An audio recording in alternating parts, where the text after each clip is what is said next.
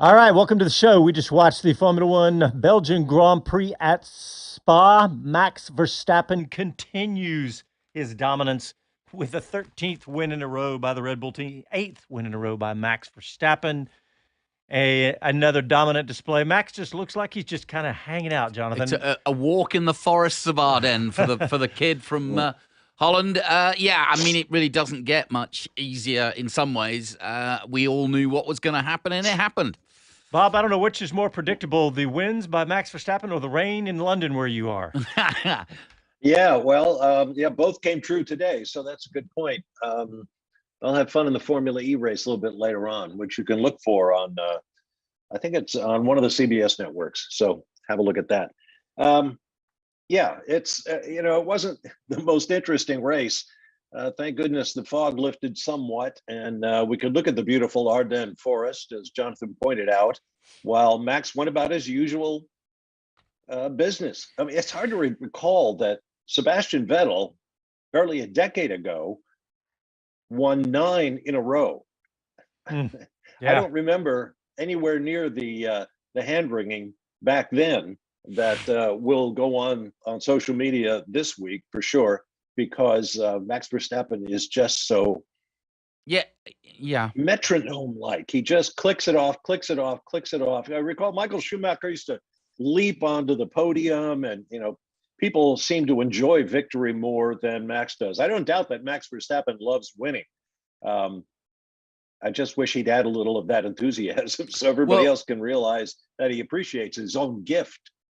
But I think in the case that you just mentioned, Vettel, Webber was very rarely 17 seconds behind, and that's a little margin compared to some of the others. And likewise, Michael with Eddie Irvine and Massa. Again, I don't remember the margins ever being that big, and I think that's what's highlighting it, is that Perez just isn't, is just not there taking it to him in the same equipment.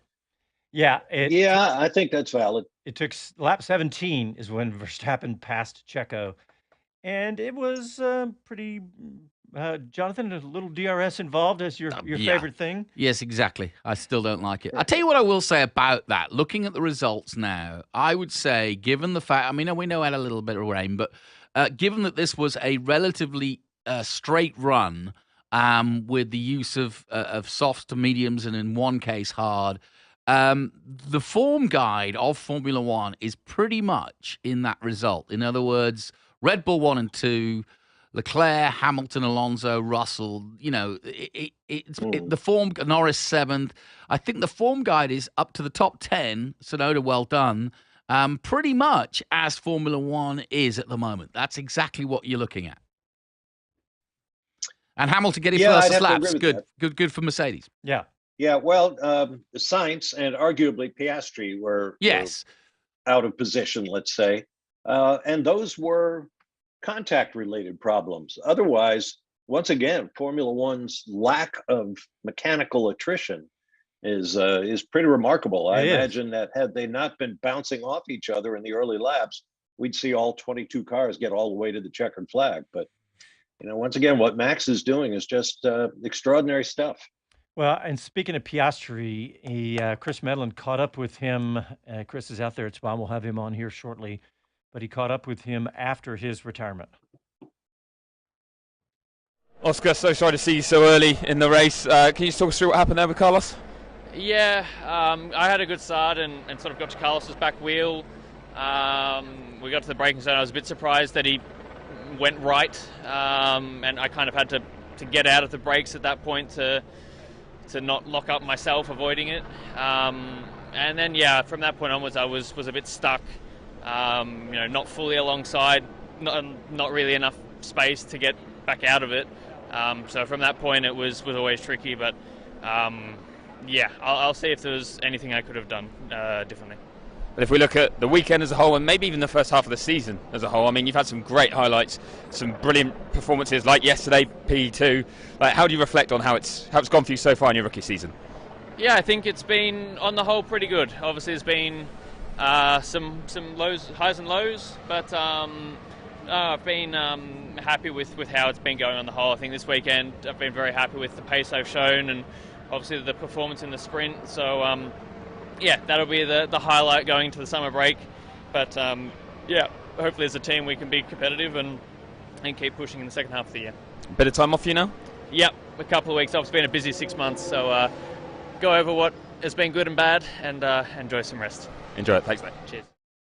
Interesting. He's a put together bloke. Yeah. He really is. And I think he's silently gone about his business, and I say silently, but there's not been a lot of focus on him because Lando also, is definitely leading the team. But I said it yesterday. This potent force that McLaren have, I can understand why Zach Brown is quietly excited about the future. Yeah, and you have to be patient in motorsports. We all know that. Zach Brown is being that right now. As I look at the results, and I thought about the comment comparing Max Verstappen and his Red Bull career to Sebastian Vettel and his Red Bull career. Mm-hmm. We're going to hear nothing but those comparisons as Max closes in on Seb's record of 9 in a row. One difference I notice, and it's a mark of Max's maturing, which it took Seb Vettel a while to do, I must say, several seasons in Formula One. Vettel used to go after the grand slam, the pole, lead every lap, set fast lap, yada, yada, yada. I don't see Max doing that. I mean, it's almost coming naturally, but I recall that the team used to have to try to slow Seb down because they were afraid he was going to hurt himself in the car by pressing so hard to get every available point and every available honor out of a race. It's like Max's comments over the radio were almost uncanny. I remember last week in Hungary, all good, not a problem. Yeah. And this week there was more, even despite the barking at his engineer, which was interesting. That was, yeah. Once again, it's like, I know what I'm doing. You don't seem to know that I know what I'm doing. So, the argument started. Well, that if there is an Achilles heel, that could become one. And I'm not looking at trying to fray edges where they don't exist. But, yeah. Are you trying to invent something here? No, but they was. I mean, I was listening to the Five Live guys, and they were saying that it was very contentious. Yeah, I mean, it was qualifying. There was no need, and I do think that is, if he's got an Achilles heel, he almost thinks, I got this, and not in a Kimmy way. Yeah, because there was some pretty interesting radio messages. I mean, one of them was, he said, you used his GP came on and said to his engineer, said, you used a lot of tire on that outlap, Max. Not sure that was sensible. And that was not even, that may have been one of the more mild ones. That's, and is kind of asking for Is he sarcastic? Is he, and I'm sure they're like an old married couple. Yeah.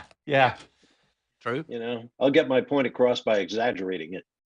Well, it's the heat of battle.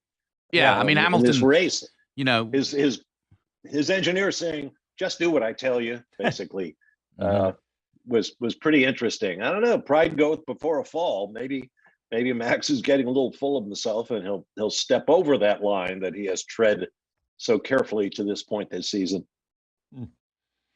Things would change if Checo starts winning. Well, we saw today he had an opportunity, but it was just, I don't know if Checo's got the confidence right now, and there's no way he's going to hold off Max today. I don't think anybody was. Yeah. Well, that's for sure. It's almost like Checo's, he's come so far from the depths of his problems going back to, Baku, I guess, was the last time he won.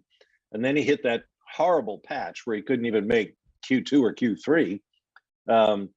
So he's come a long way to get where he is right now. One sense is probably relief. The other sense is probably, wow, it was hard to get here. Meanwhile, Max is just on such a roll that, they're not in the same place mentally right now. It's like Checo saying to himself, this was so tough to get here. Max is saying, it's easy to get here. This is second nature. I'm just on another planet from where the rest of these guys are, and that includes you, teammate. Yep, you, no word of a lie, and you got to feel for Leclerc too. I mean, I think going into this race, they'd only had 2 podiums this season in Ferrari. So that's their third this season. And Leclerc has now failed to win the last 9 times he's been on pole. Wow. That's a pretty sketchy stat right there. Hey, Jonathan, we were watching the TV and we saw Jos Verstappen. Yes. And to the right of him, that was not Grandpa. Granddad? Who was it? That was Checo's dad. Ah, okay. Yes. So, yeah, that makes sense. Yeah, I knew I recognized that. Wait a minute. So that was Checo's dad. That was Papa Cool. Perez. Papa Perez. I was noticing the driver of the day. Yuki was third in the standings. Now, I don't know if Max got it for sure. To be honest, that's that's the one that sticks out to me is Tsunoda scoring a point for AlphaTauri today. That's a good bounce back for a weekend where the limelight was on his teammate. But I think I think he's answered the bell. He outqualified Ricciardo too, if I'm not mistaken. Yes, yeah, he did. Yep. And Ricciardo ended up 16th. So yeah, that's it's Ricciardo's got some work to do still for sure. Yeah. Let's get in a word from our sponsor. We want to thank CrowdStrike. CrowdStrike presents Driven in 60 as the official cybersecurity partner of the Mercedes-AMG Petronas Formula One team. CrowdStrike protects against cyber threats so the team can focus on what matters, their next win.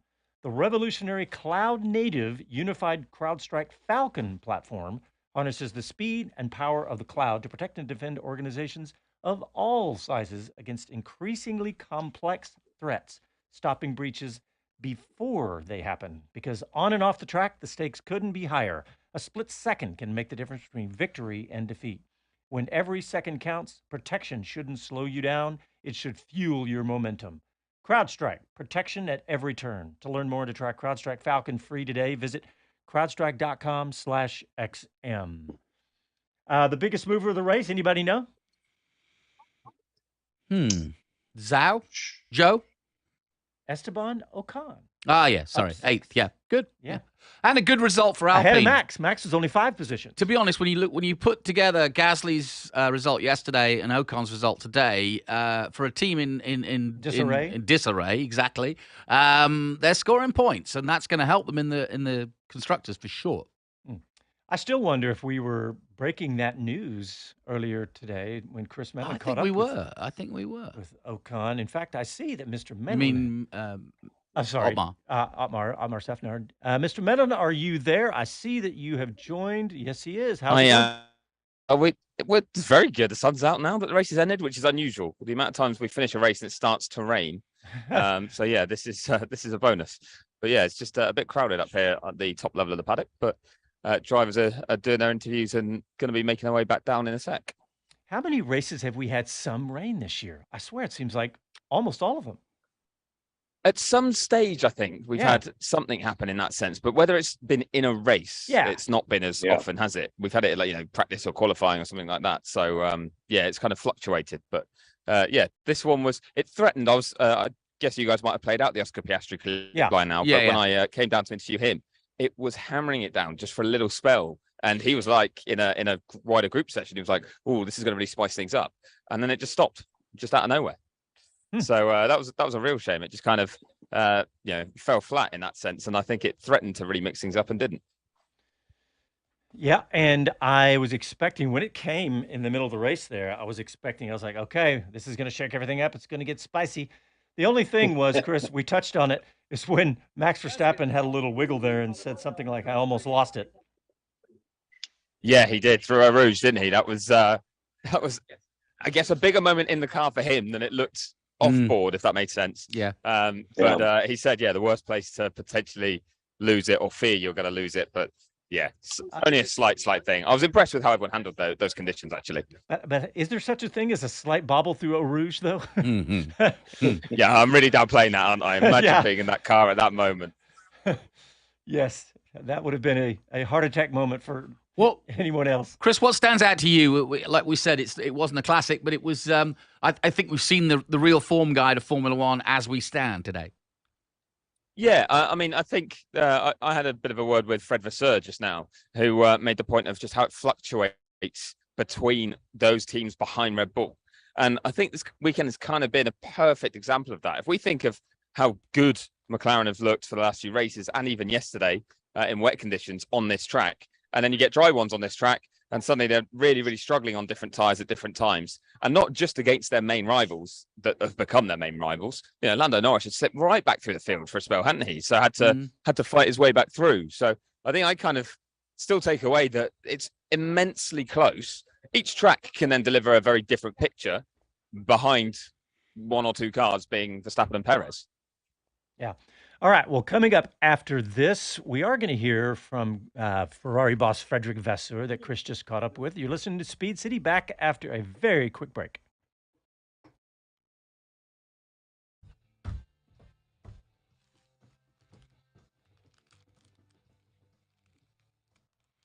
Okay, we're live on YouTube and Facebook. Let's see what the boys and girls are saying out there. Let's you guys, did you guys hear about the land speed record that McLaren's JQs performed back on Friday here in London? Nope. It was a challenge. They modified a Formula E car, totally battery powered, all electric, yada yada yada, indoors in the XL Center. They had some lightweight body work on it, about 400 kilowatt hours of energy, which is probably in the low 500 horsepower range equivalent. And Lucas de Grassi and Jake Hughes each took a turn in this car. Hughes won out, going from a standing start to top speed and back down to a stop. 346 meters was all he had to go 136 miles an hour. Wow. Holy crap. You should have seen this. It was incredible. Well, that's electric power for you, though, isn't it? Hey, let's some good comments on YouTube. Something Andy to talk about. Max reminds me of Billy Bean, quote, "I hate losing. I hate losing even more than I love winning." And Frank Kotwitz replies to that. Most of the great ones hate losing more than they have supreme confidence they're going to win. I agree with that, Frank. I think that's that competition thing I was talking about last week. They are so competitive, the greatest of the great. TW says Piastri had a tad too aggressive on lap 1. Woodsource says tire preservation at speed must be the most luxurious strategy instructions ever spoken to a driver's headset. LOL. Speaks volumes about where Red Bull don't forget, Jos was one of Michael's teammates. You know, I mean, you talk about following in your footsteps. Yeah. Andy Pete commented on Lando. He says the rain and soft tire brought Lando back. Considering how bad it could have gone, I'll take it. Still excited about prospect for the rest of the season. Yep. There's some interesting battles in the driving championship now. A couple of points between Alonso and Hamilton. Equal with Leclerc and Russell.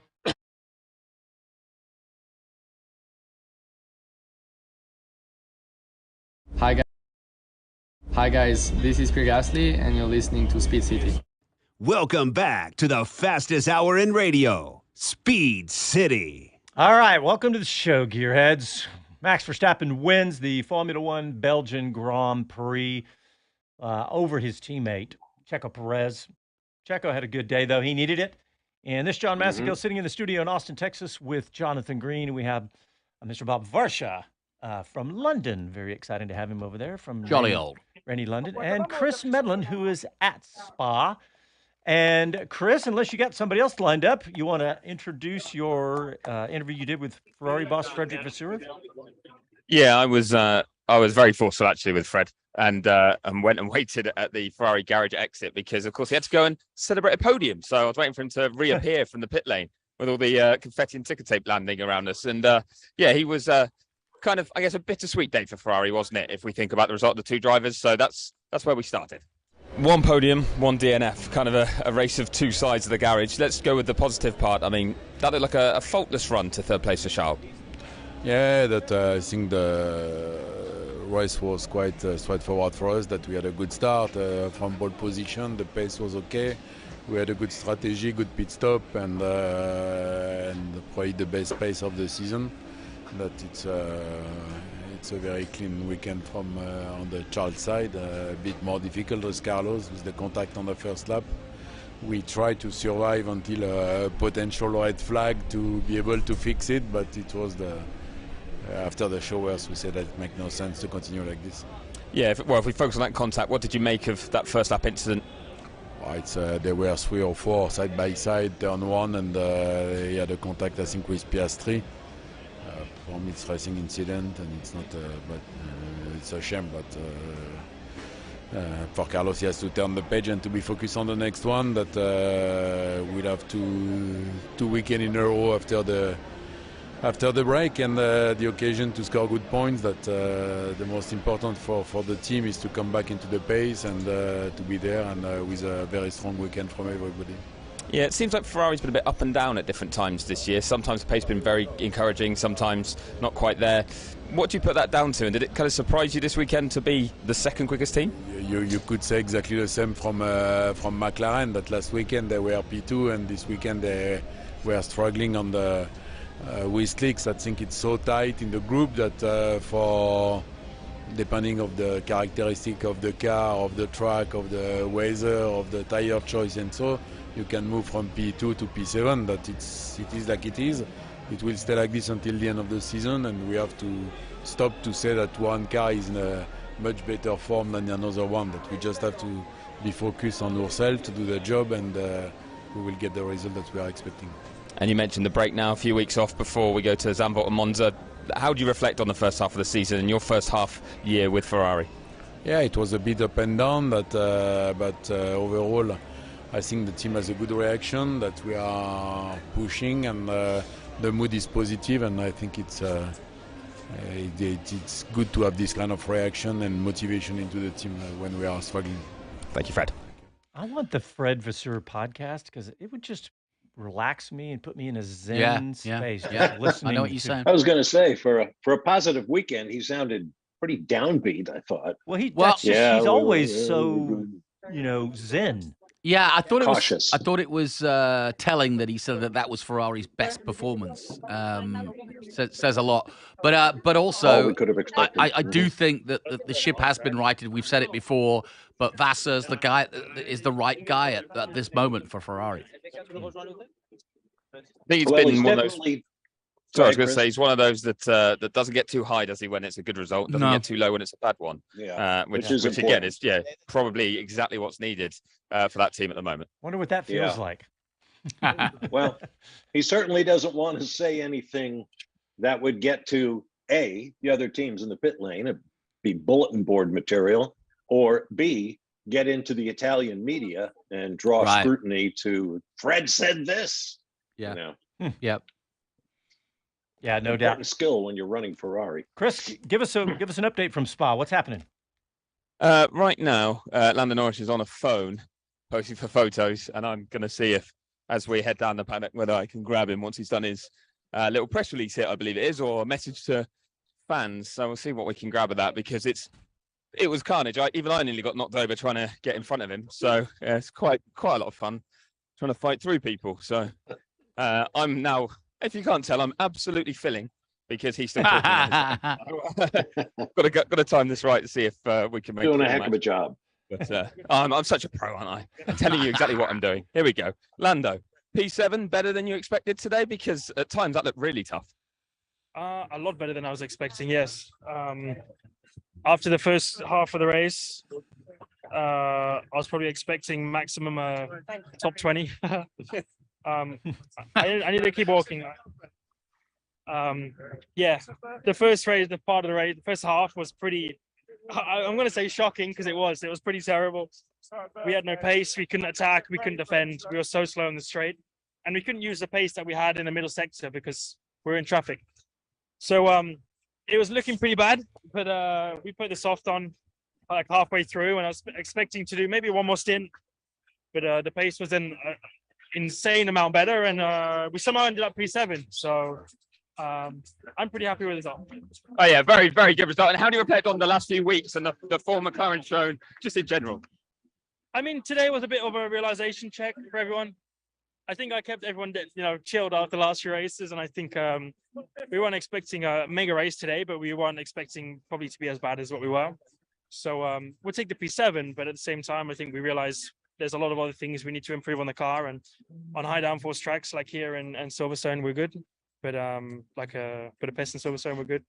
But when you return to a track which is high degradation, kind of normal old stuff resumed, with high deg and bad pace and bad in straights and so on. So we'll review it. I think we weren't expecting a good one, like I said, but we look forward to a break and we'll come back stronger.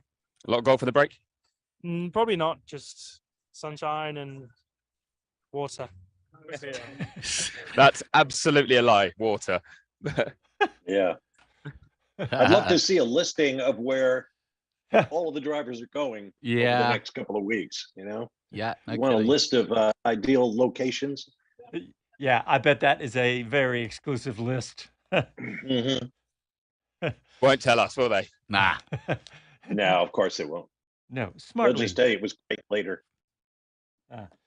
Hey, well, let me just look through the grid. In fact, let me just run down what the finishing order was. Verstappen, Perez, Leclerc, Hamilton in fourth, Alonso. That's going to be interesting. We'll talk about that, Jonathan. Hamilton, Alonso, the battle. Yeah, it's 1 George point. Russell, Norris in seventh, Ocon in eighth, Stroll ninth, Tsunoda with a point in 10th, Pierre Gasly, Bottas, Zhou Guanyu, Alex Albon, first Haas car, Kevin Magnussen in 14th, Daniel Ricciardo down in 16th, not the weekend he was looking for, Logan Sargent, 17th, Hulkenberg 18th, and of course, Carlos Sainz and Oscar Piastri both retired.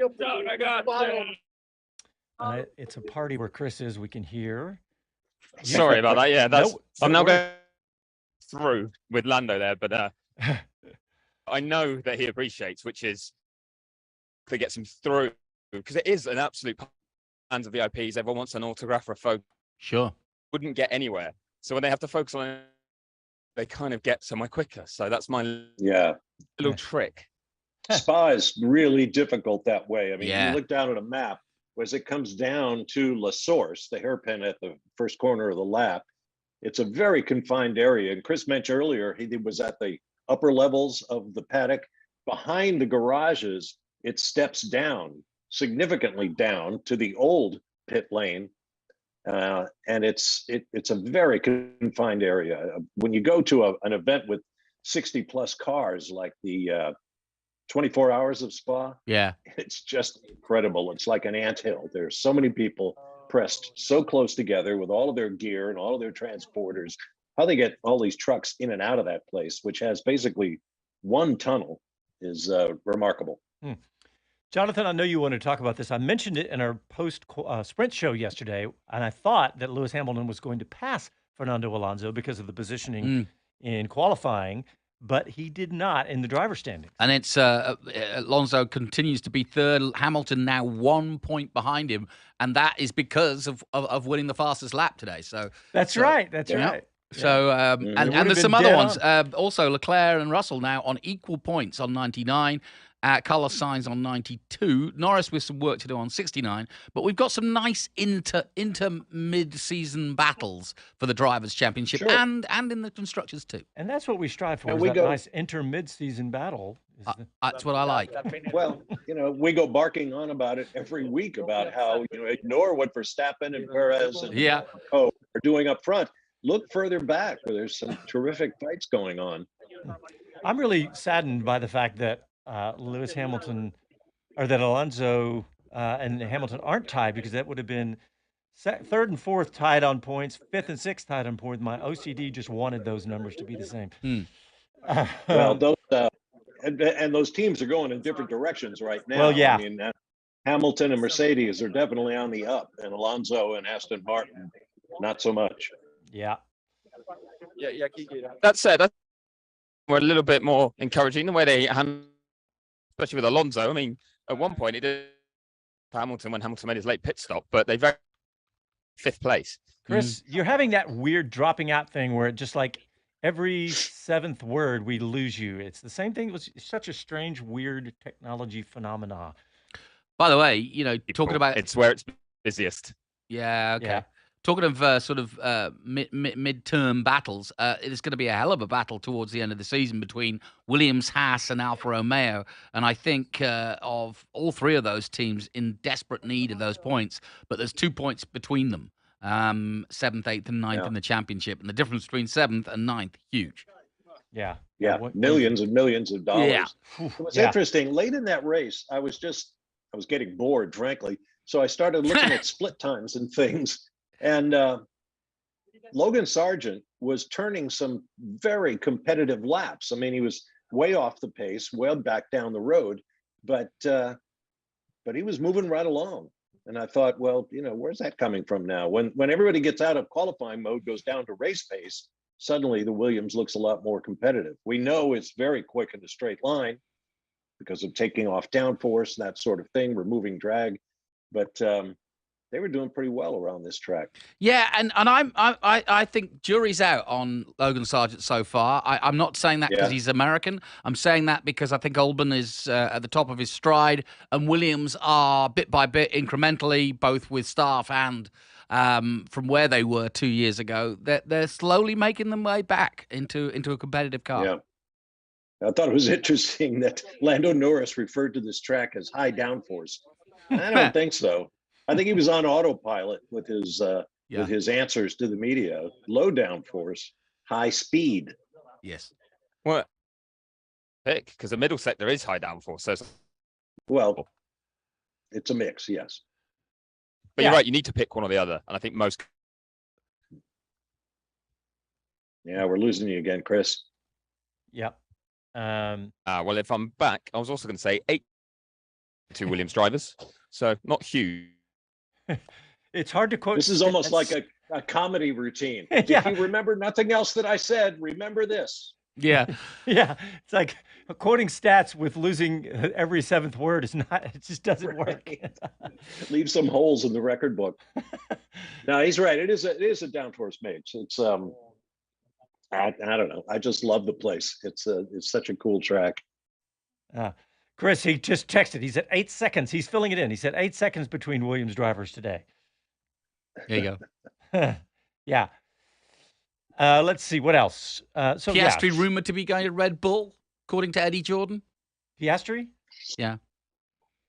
Yeah. Don't say Red Bull driver. We were talking about during the race actually. What'd you say there were? Six Red Bull juniors in Formula 2 alone. That doesn't count Lawson, who's in Super Formula. Yeah. What do you do? Oh, there? and speaking of juniors, we can't let the day go by without pointing out Enzo Fittipaldi. Yeah, he's American. He's American. Yep.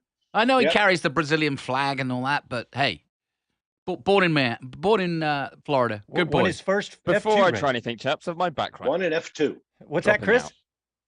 I said, before am I still dropping out? You are still dropping out. Sorry. But the every other word that you're saying is gold.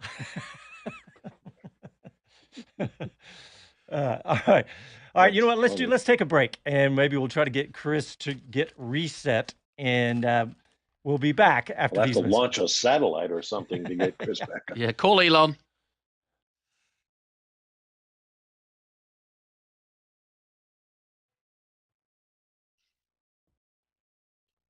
I was at a friend's house on the lake up in North Carolina recently, just sitting there with a adult beverage in my hand and looking up between the trees to the stars. And all of a sudden I saw this line of blue lights in line way out there, like a UFO. satellite territory. Turns out it was Elon Musk's what's his Starlink, covering the world with satellites. Starlink. Yeah, Exactly Starlinks. Yeah. what it turned out. Because I was looking at the news yesterday, locally and further away, and you could see that one report after another about these strange flying objects was coming down. That it was Starlink, which is to me the most incredible thing, that they can actually tell these satellites where to go. A lot of race teams are using Starlink. I've heard, I know the entire Ukraine war is using Starlink. Oh, yeah. Right. Yeah. No, I think it's a great thing. It's just the engineering is just mind-boggling. Yeah.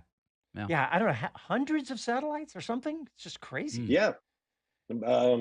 Andy, if you go to their website, starlink.com, I think it is, you can see a representation of the globe, of the Earth, and cool. where all these satellites are. And it's like a shell. We use them. We use one in Trans Am as a backup. Oh, do you? Mm-hmm. Oh, that's cool. Yeah. Mhm. Yeah. Optimum, my son's team, uses it at every race. Andy P says all the other teams other than Red Bull in the top 5 are dancing on the razor's edge. Very close. Good day, you can be P2, bad day, P12. He pretty much said what Frédéric Vasseur just said. Yep. And that's what's great about this season, isn't it? It's Yep. that TW says Chris is on an 8-bit 300 baud modem. I know exactly what that means, TW, because I am a nerd. Hey, Chris, let's test your mic, buddy. Hello. Yes, I've gone to a different for you. We got most of that those fixed words.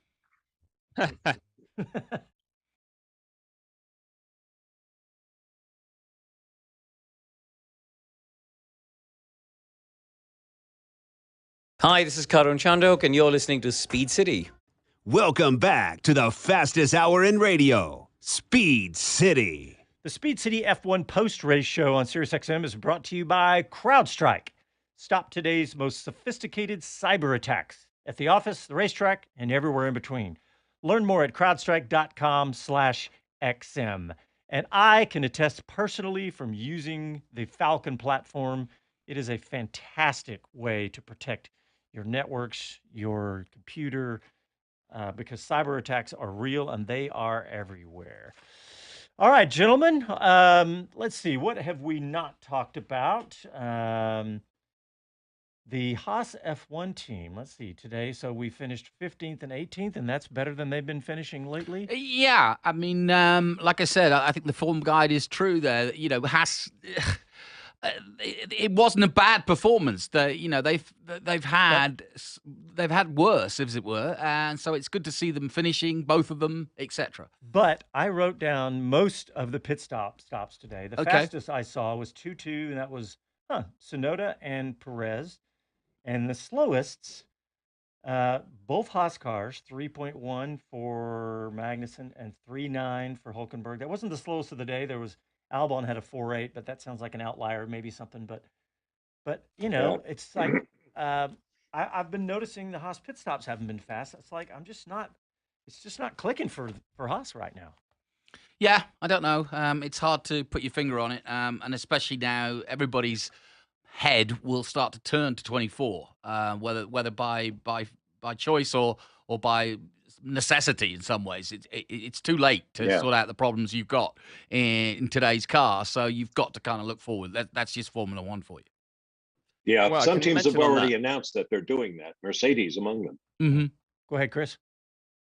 Say actually, Gunther Steiner in his pre-race said that they're not sure when to do working on both, and that next year's car, so they're kind of doing stuff that haven't made a switch fully to next year because they've got problems they still need to solve, and they're trying to put the issues they have with tire wear into next year's car as well. Right. Yeah, you're going to have a lot of common parts. That just makes sense. And this is a great opportunity since you cannot test. You may as well go out there and try all sorts of things in the race, and maybe you get lucky.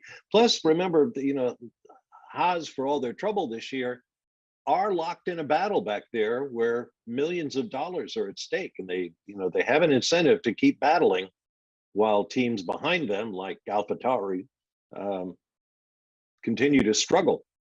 They want to hold that position in the championship, however low it might be.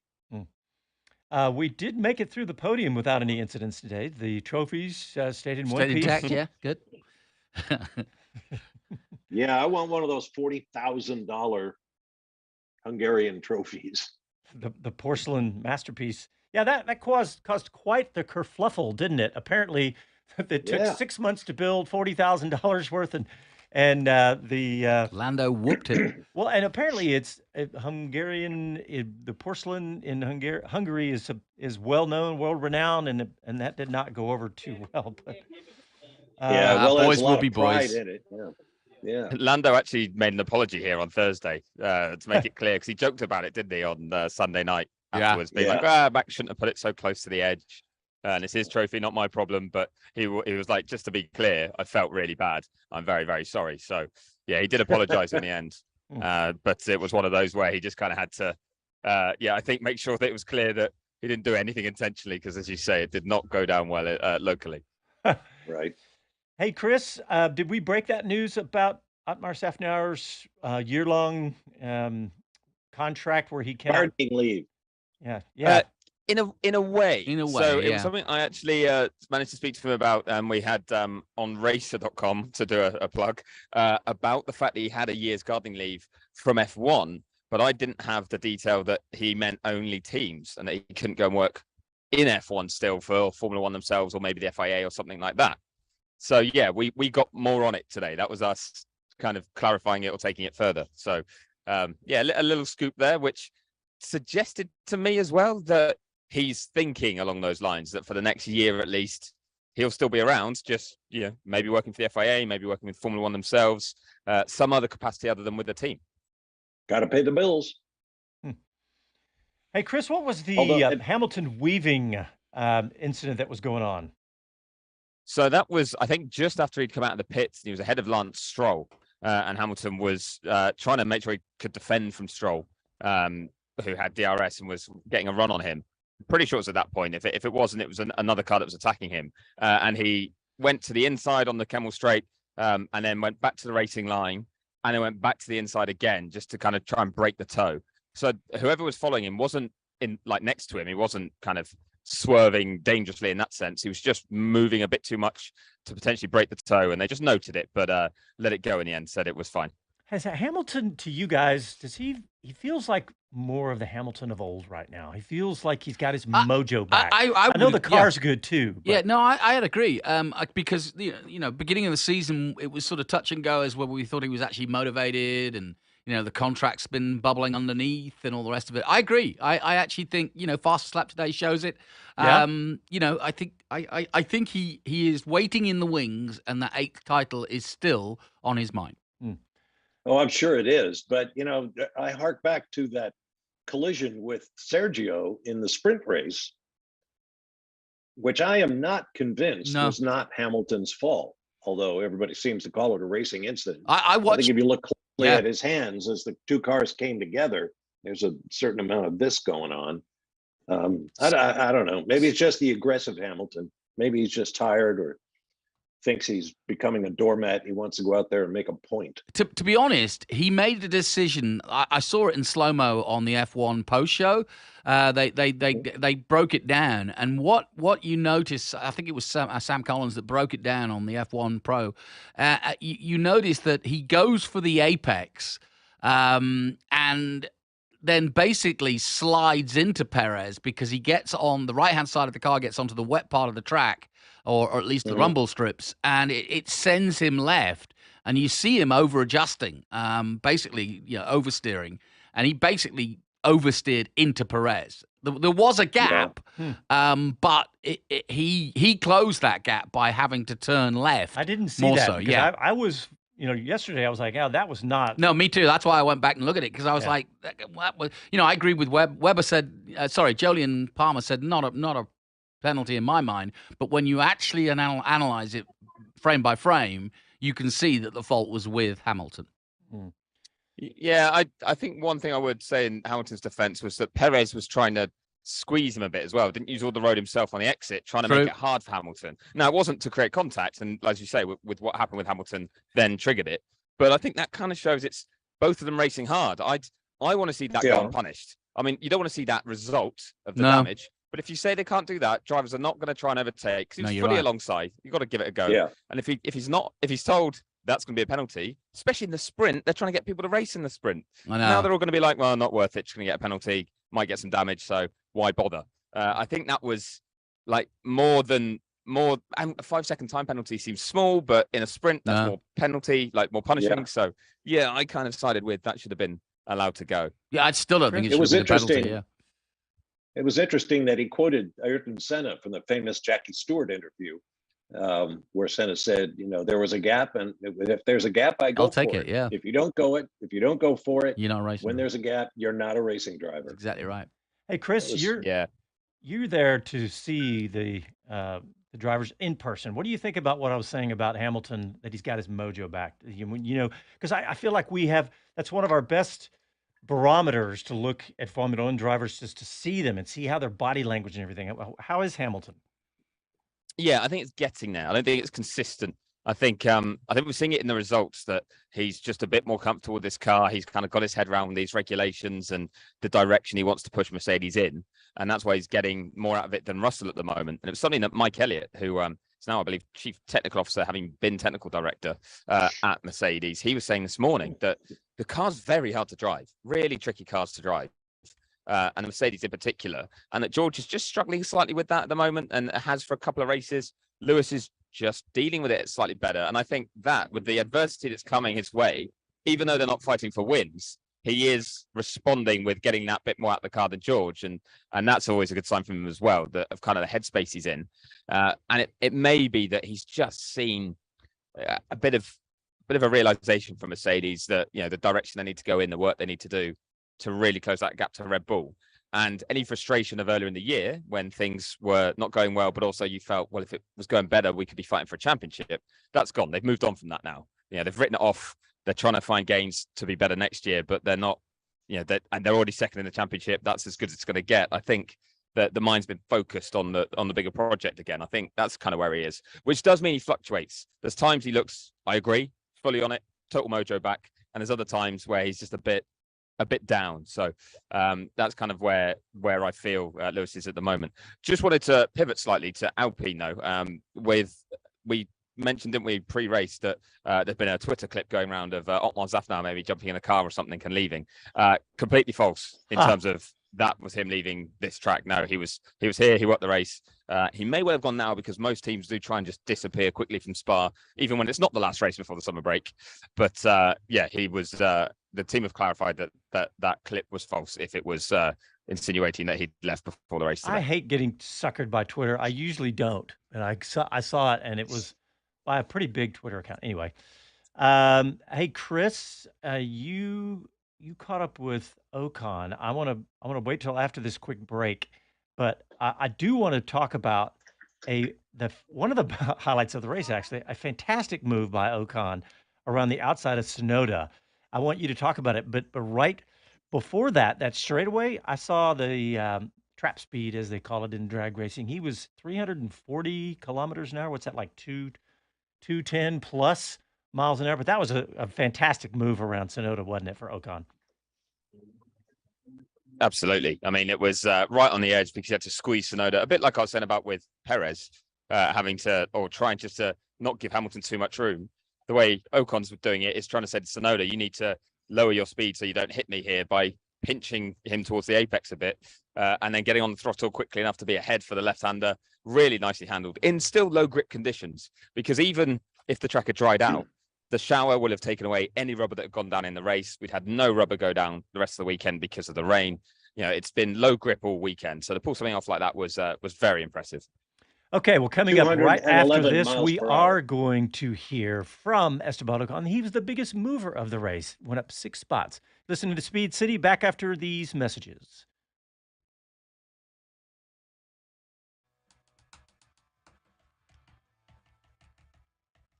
You want to hear this? French F1 legend Alain Prost, who was ousted by Renault just as Szafnauer joined last year, pins the blame and chaos on Laurent Rossi. He's the perfect example of a Dunning-Kruger effect, Prost said to L'Equipe. An incapable leader who thinks he can hide behind arrogance and a lack of humanity towards his team. Wow. Tell us how you really feel. I'm just going to jump off, guys, because I'm going to go and try and get Horner and maybe see who else is around in the bottom of the paddock, and then come back to this Wi-Fi spot that I'm at. Okay. So I will be back in 5 or 10. Okay, cool. Bye. All right, let's see who's on the YouTubes here. Oh, Paul Varsha. Paul Bryan has joined us. Yay. And he says, by the way, only Varsha will laugh at the nuts reference, but that's what was the nuts reference? Oh, he says earlier, invoking the spirit of General Anthony McAuliffe of the 101st Airborne, who found himself surrounded in the Ardennes. Red Bull and Max told the rest of the field, nuts, and win another. Kind of. What the hell is he talking about? Well, McAuliffe and his 101st Airborne were surrounded, and the Germans offered surrender terms, to which McAuliffe replied, nuts. Now, that story got back to George Patton, who was powering through that part of Europe with whichever army it was, 6th Army, I don't know. Anyway, Patton heard about that, and in the movie with George C. Scott, he responds, now there's a man who needs saving. Off we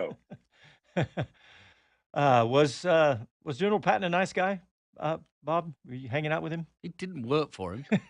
I'm not that old. He worked You're for not Frank, even that much he worked older for than Frank me. Wilson, not. In case he's shutting us down. Paul Bryan, a boring race.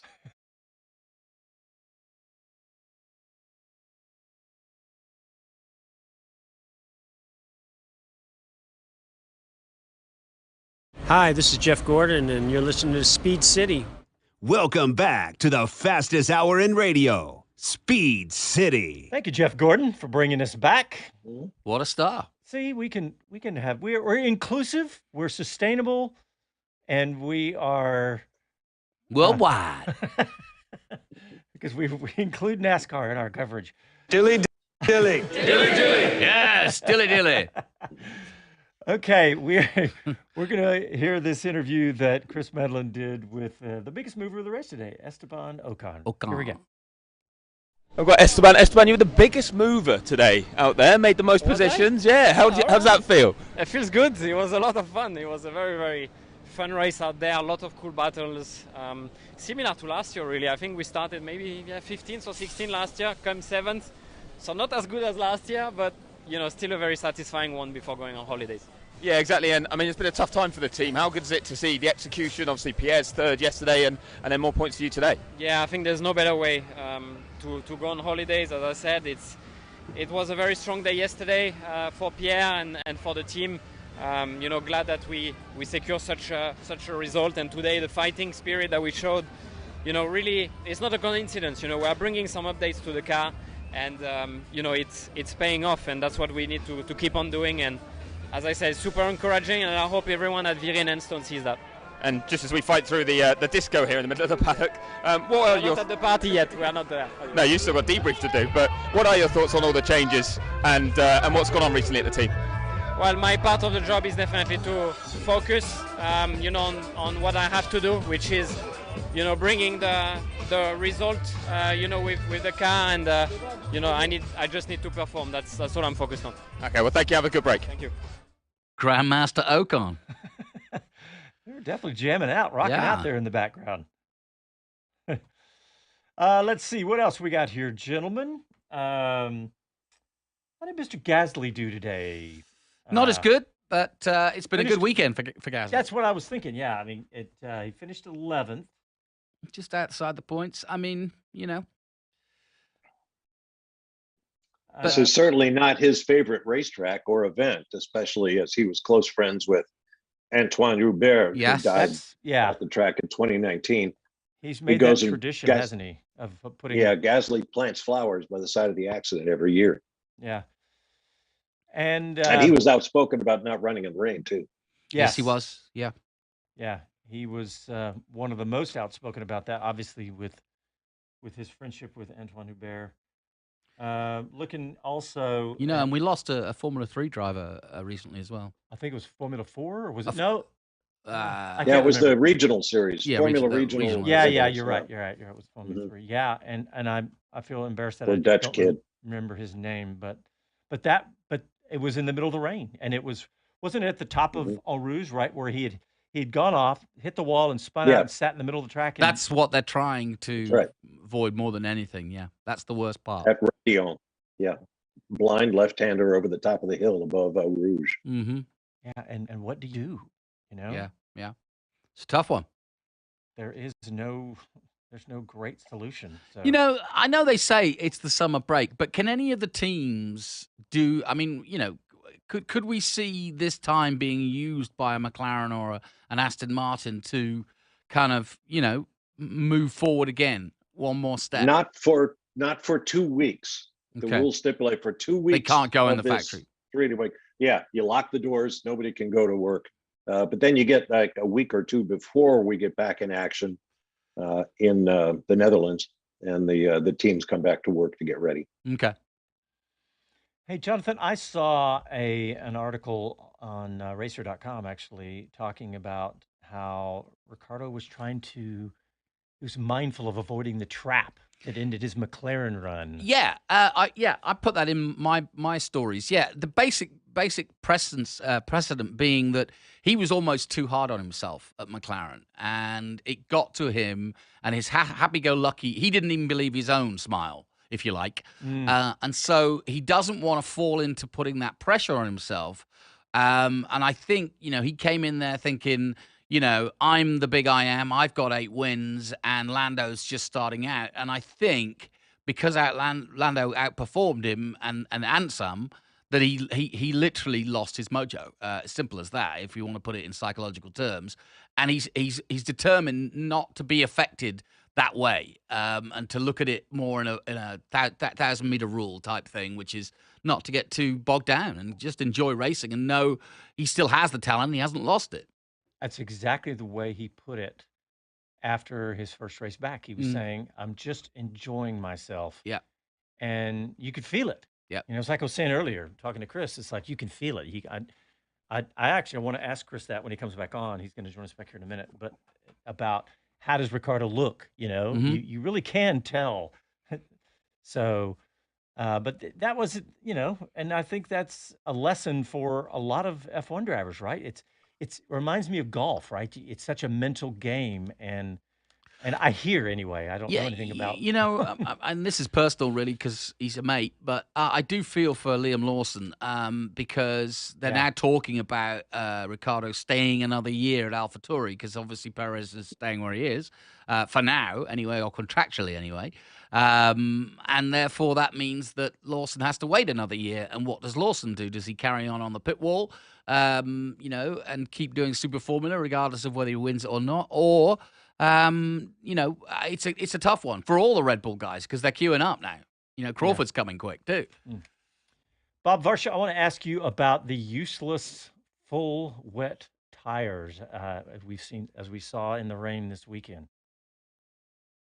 Yeah, there were some complaints up and down the pit lane. Again, I think Pierre Gasly was one of the most outspoken that the full wet weather tire from Pirelli, not the intermediate, which is only lightly treaded, but the full deep treads of the wet tire that can pump away something like 60 liters of water per second at 100 miles an hour.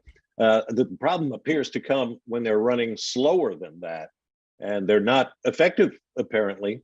And Pirelli significantly agreed with him, some of the comments about needing to work on that full wet weather tire, because it's the tire you're going to be on when it rains heavily at a place like Spa.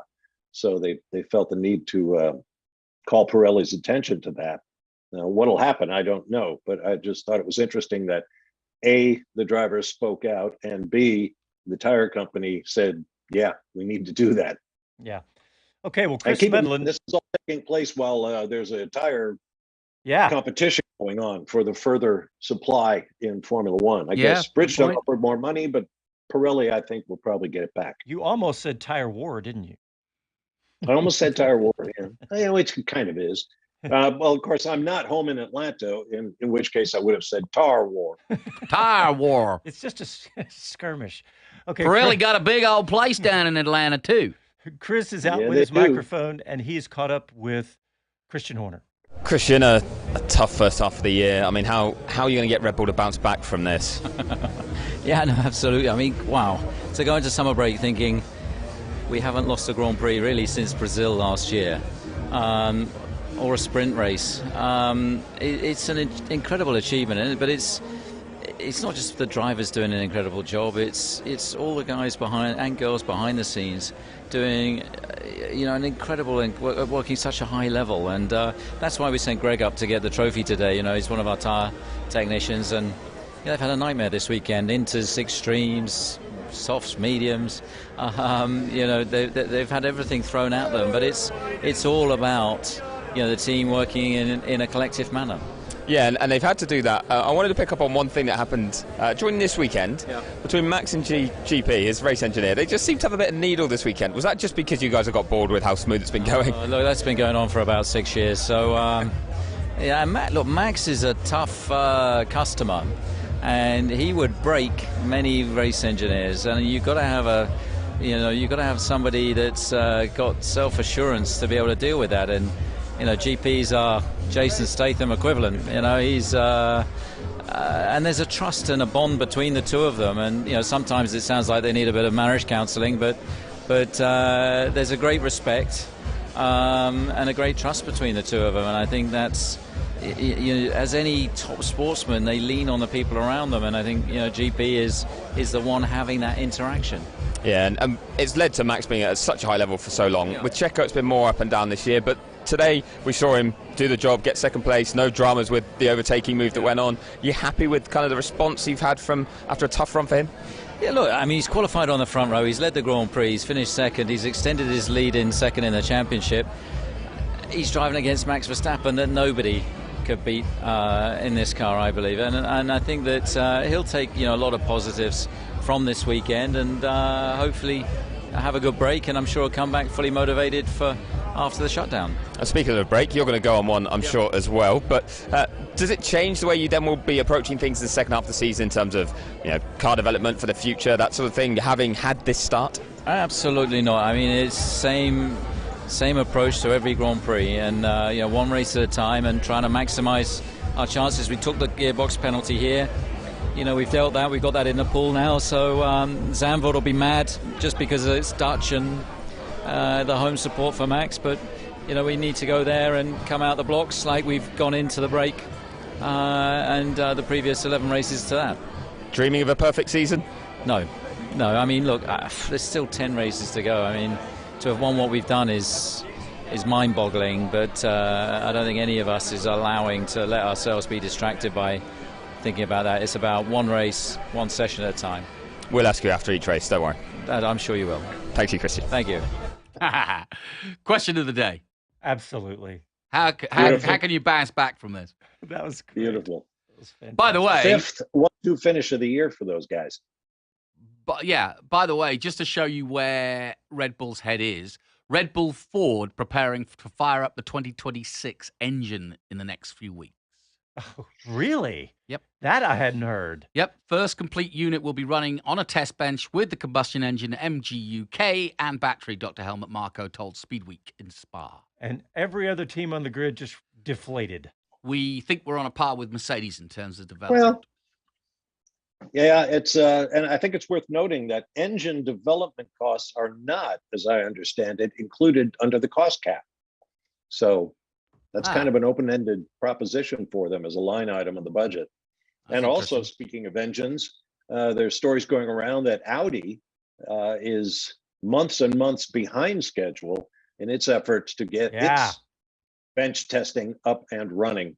And they've also moved their CEO out, a guy named Marcus Duesman, who was a big fan and maybe the biggest single force at the executive level behind Audi going into Formula One, part of which they're funding by completely shutting down their customer racing programs, which is a huge disappointment, I'm sure, to a lot of fans and drivers and what have you here in the United States and around the world. You're not going to get company financial support for customer racing at the GT level as Audi pours resources into Formula One. Hey, you know what? I bet you Audi is paying attention to Aston Martin. Have you guys seen what the car sales have resulted? That they are attributing directly to the success in Formula One. They've had a huge spike in Aston Martin road car sales in this country, or I think globally. I don't know. I didn't look that closely at it, but not me. I personally, I don't go price checking Aston Martins. I'm just a simple contributor to this radio show. I'm not an equity partner in the proposition. Well, Bob, I didn't tell you all the Speed City talent is going to get an Aston Martin at the end of the season. It's a surprise. Oh, really? Yes. I went to Walmart I recorded that, Bob. I recorded that, Bob. And as a lawyer or wannabe lawyer, you could. It says Hot Wheels on the box. Okay. There you go. I've got the Lego Mercedes. What's that, Casey? That's a bunch of malarkey. I thought that was Casey talking to me. No. All right, guys, so let's get our last break in, and we got Chris Medland back. We'll discuss some more with him after this.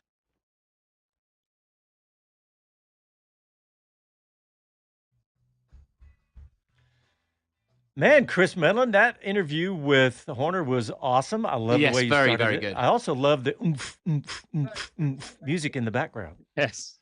Yeah, to be Sorry honest, about that, yeah. you got a lot out of Christian there. In the there's not a lot to talk about, but I thought that was really interesting what he had to say about the engineer holding his own. Yeah, that was great. Yeah, exactly. Yeah. Yeah, I was trying to find something new to talk about. That's why I started it the way I started it. Yeah, as well. good for you. Yeah. Yeah, you've obviously got a good relationship with Christian, so you can play around a little bit. Yeah, it depends. If there's a TV camera nearby, it's less good. But I just waited till he was done with TV. So I did just try and chase Daniel Ricciardo out of the paddock, but I was too slow. So we'll have to see if I can pull in a favour over the summer break or something, if he's willing to. Hey, the wood, which I don't think he will be, to be honest, but we'll try. The wood source on YouTube says, "Don't change en rouge. The best combination turns in the series takes the guts and the best of engineering to get it right." Wood source. That's you're quoting Bob Varsha from the pre-show. We all have said exactly that. What do you do? But you just can't. You can't. I mean, there's hopefully somebody brilliant will come up with something, but I don't know what that is. If you catch up with Ricciardo, find out what his shtick is for Austin, because you know he's going to do something. Yeah. Just looking at some of the other comments. Andy P. says, interesting that Mario Isola from Pirelli agrees the wets are useless as well. Did he say that? Funny. It's funny you should say that. I'm going to try and grab him in a sec to ask about. Yeah, he kind of did, yeah. He kind of hinted that they needed to I think change something for sustainability reasons, for usage. Yeah. The way I took it was he was admitting, not so much admitting, but agreeing that there are certain circumstances that the tire was not designed for, so you shouldn't be on that tire in those circumstances. We'll find out.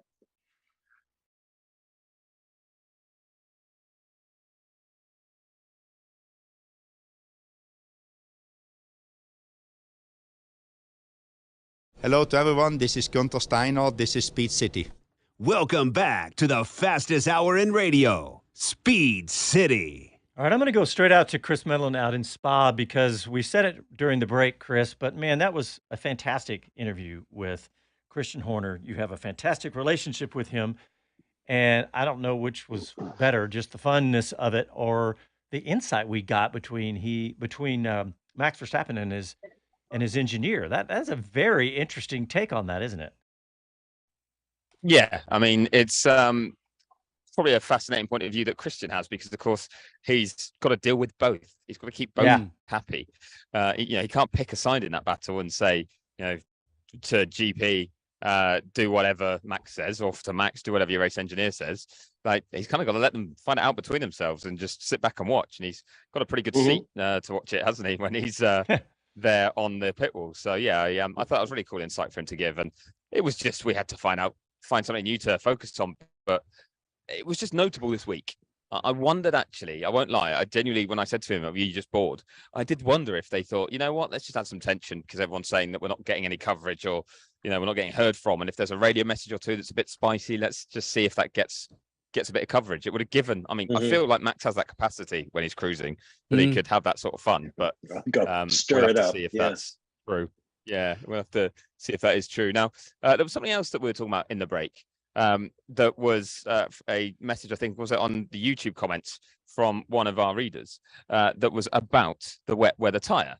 And I've grabbed Mario Isola again, because some very interesting comments from you earlier today, Mario, about Formula One needs to work out where it's heading in the future. And if they're not going to run races or cars in conditions when the full wet's needed, then let us just develop one solid, super intermediate tyre to run in the wet. That's an option. Or if we want to run the cars with a high level of water, because we find a solution to reduce the level of spray, we can develop two products, but we needed to decide and to start in one direction. Is there a lot of wastage that you get each race weekend if teams aren't using that full wet? Do they know that they're just never going to use it? Yeah, that's a slightly different issue, because in that case, we are working on a different solution.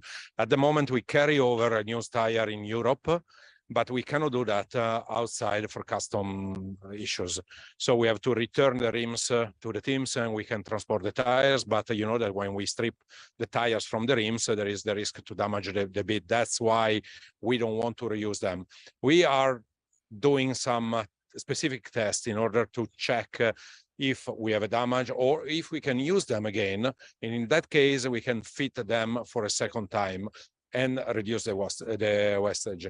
The point is that we cannot predict the rain. We need to be ready to fit all the tires for wet condition, but we don't know if it is going to rain, other than maybe in Bahrain or Abu Dhabi, where it's very difficult to have a wet condition.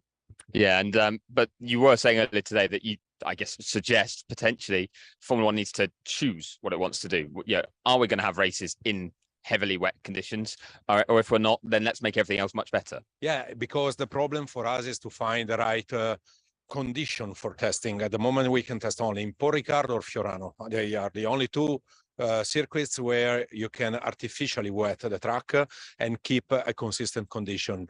This weekend, we had the opportunity to test them because it was raining, but also we have to pay attention when we analyze the data, because the track was changing every 5 minutes, and therefore you believe that one tire is better than another, and then you discover that it's the opposite. So in that case, it was clear that we have to improve the full wet tire, but also yesterday, for example, during the sprint race, when the safety car was out, it was in proper wet condition, but it was impossible to evaluate the performance because they were following the safety car. When after 4 laps, the safety car ended, then it was already in the crossover with the intermediate tire.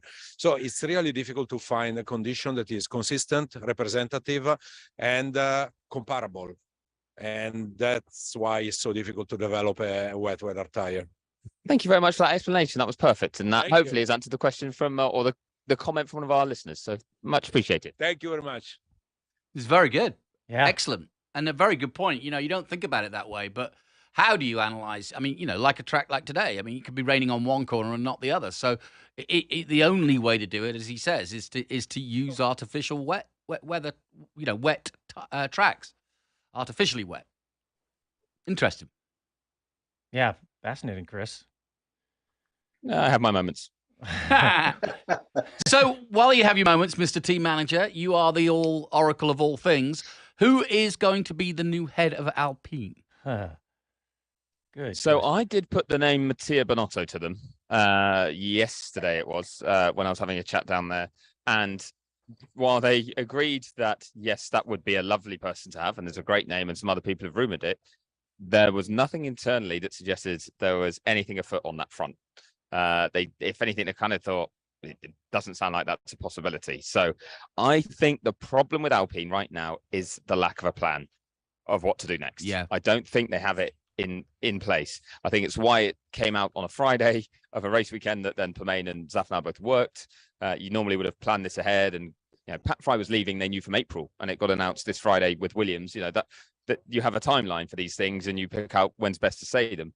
This will happen very quickly at Alpine, and I think it's a bit of almost a knee-jerk reaction to some unhappiness in the change of CEO and Bruno Faman coming in. So I think we're going to see Faman do that for the rest of this season, at least. Mm-hmm. And I wouldn't be surprised if it goes fairly well or he feels happy with it, whether there's a slightly different structure and he brings someone else in who's not team principal and he fulfills that role.